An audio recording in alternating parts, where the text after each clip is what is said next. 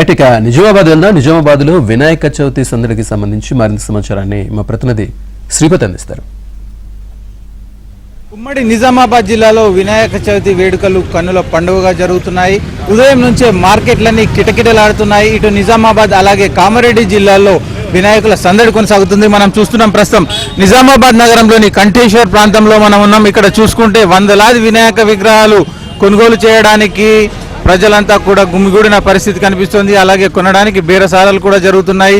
అంటే సాధారణంగా విగ్రహాల కొనుగోలు కోసం ఉదయం నుంచే భక్తులంతా కూడా బారులు తీరారు. వ్యాపార కేంద్రాల్లో కిటకిటలాడుతూ జన సందడి కనిపిస్తుంది. అలాగే విగ్రహాలు కూడా వినాయకుల విగ్రహాలు కూడా కొత్త కొత్త రకాలు వివిధ రకాల సైజుల్లో అమ్మకానికి వచ్చాయి. దీంతో కొనుగోలుదారులు కూడా తమకు నచ్చిన వాటిని ఎంచుకునేందుకు ఆసక్తి చూపుతున్నారు. అలాగే అయితే సాధారణంగా ప్రతి వినాయక చవితికి ఈరోజు ఉదయం నుంచే ఈ కొనుగోలు ప్రక్రియ కొనసాగుతుంది. ఈ సందర్భంలో వ్యాపారం కూడా ఎలా సాగుతుంది అనేది తెలుసుకునే ప్రయత్నం చేద్దాం అంటూ ఉన్నారు. అమ్మ చెప్పండి, ఎట్లా ఉన్నాయి రేట్లు? ఎట్లా ఉన్నాయి? రేట్లు తక్కువనే ఉన్నాయి. రేట్లు తక్కువనే ఇస్తున్నాం. ఎంత ఎంత అంటే చిన్న సైజు ఎంత కోటి ఉంది, పెద్ద సైజు ఎట్లా ఉంది? ₹200 రూపాయలు.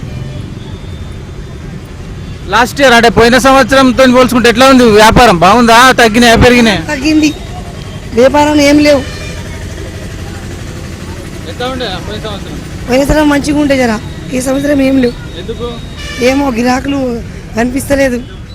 లేకపోతే నిన్న మస్తు అవుతుండే గిరాకులు, ఏమి గిరాకులు, మస్తు మాలు ఉంది. చూస్తున్న వినాయకులు కూడా ఇంకా చాలా పెద్ద ఎత్తున ఉన్నాయి. అలాగే కొనుగోలుదారులు కూడా ఉన్నారు. సార్ చెప్పండి, అసలు ఎట్లా సెలబ్రేట్ చేసుకుంటున్నాం వినాయక చవితి ఈసారి?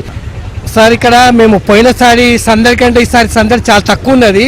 ఎందుకంటే ప్రతి గల్లీలో కూడా ఈ ఉచిత మట్టి గణపతులను స్వచ్ఛంద సంస్థలు వారు సప్లై చేయడం వల్ల ప్రజలకు మట్టి గణపతుల అవగాహన ఎక్కువ అవుతున్నది. కానీ కొనుగోలు కూడా చాలా తగ్గుముఖంగా పడుతున్నాయి. రేట్లు మామూలుగా ఉన్నాయి. పోయినసారి కంటే ఈసారి మామూలుగానే ఉన్నాయి. వ్యాపారమే చాలా తక్కువ కనబడుతుంది. పోయినసారి కిటకిటలాడుతున్నాయండి. ఈసారి స్టాక్ కూడా చాలా తక్కువ బాగా ఉన్నది. పోయినసారి వచ్చినప్పుడు దాదాపు 50% సేల్ అయ్యింది. సాధారణ మట్టి విగ్రహాలు కొనడానికి ఆసక్తి చూపుతున్నారు మీరు? అవునండి, మట్టి విగ్రహాలకి ఆసక్తి చూపుతున్నారండి. పబ్లిక్ కూడా మట్టి విగ్రహాలు చేస్తున్నారుగా. అవగాహన వరకు ఉచితంగా సప్లై చేస్తున్నారు ప్రభుత్వాలు కానీ, కొన్ని స్వచ్ఛంద సంస్థలు కానీ, కొందరు రాజకీయ నాయకులు సప్లై చేస్తున్నారు.